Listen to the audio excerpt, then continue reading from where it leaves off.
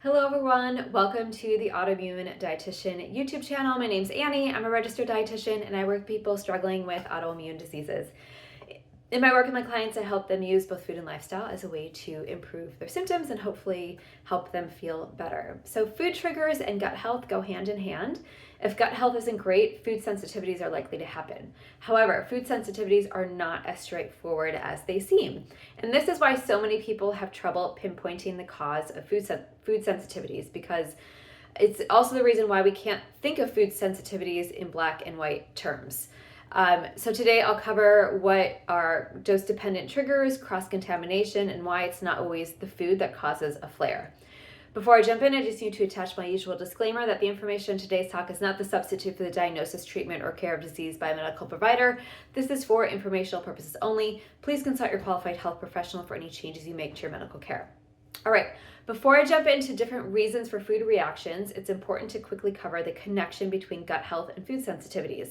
One of the reasons food sensitivities happen is something called intestinal permeability or leaky gut.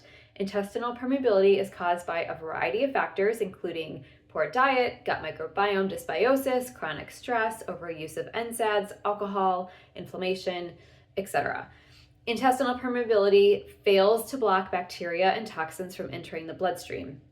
When they do, it sets off an inflammatory cascade and, in some cases, can trigger an autoimmune flare. This is related to food sensitivities because sometimes large undigested particles can sneak through the intestinal lining. And I'm talking about large undigested food particles. The immune system treats that as an invader, and that activates the immune system much like it does for bacteria and toxins. And repeatedly eating that same food can trigger regular activations of the immune system, thus creating a food trigger or sensitivity.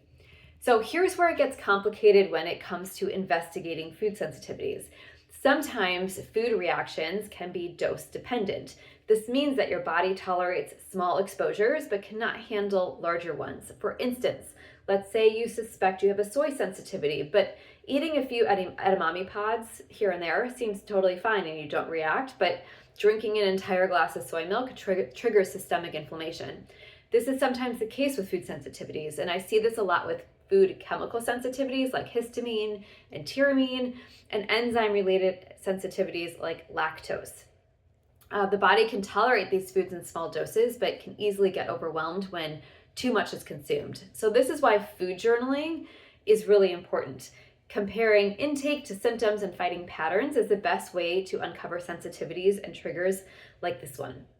Another reason why food sensitivities happen doesn't always pertain to the food itself. This is what some people call the bucket theory.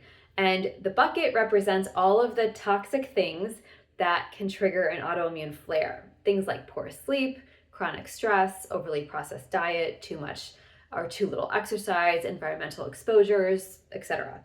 We can all handle small amounts of these things individually. However, when all of the factors pile up, it can be too much and your bucket will overflow.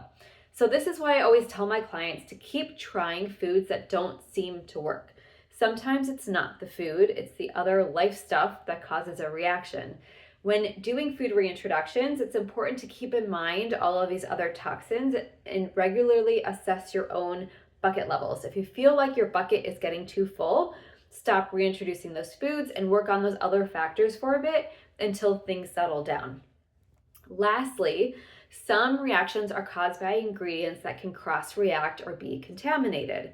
Oats are a common one, especially if gluten is an issue for you.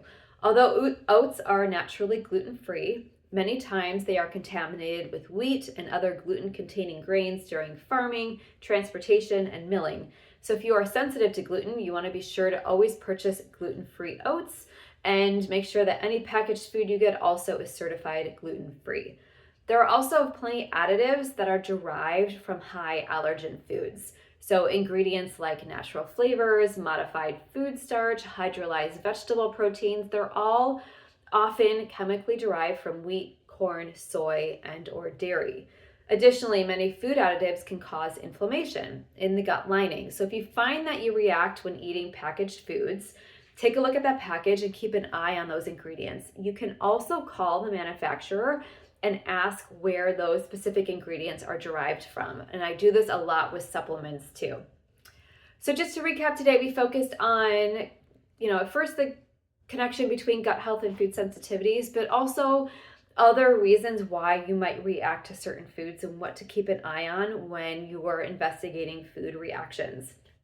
If you have any questions or you're kind of going through this yourself and you need some support, I would love to chat with you. I do offer free 15-minute discovery calls to learn about you and to see if working with me would be a benefit to you. So if you go to my YouTube profile, there should be a link there to book a free discovery call. If you can't find it there, it is definitely on my website, annierubin.com, and the link should also be in my profile. While you're on my website, you can check out my extensive blog, kind of history. I have lots of great articles giving you more information about living better with your autoimmune disease and how nutrition and lifestyle kind of play a role in all of that. You can also download some free guides. There's a handful there that might be applicable to what you're dealing with. And lastly, if you don't subscribe to my YouTube channel, please hit the little subscribe button. I do try to put these videos out regularly, and I would love to just help you live better with your autoimmune disease. So thanks for joining me, and I will see you next time.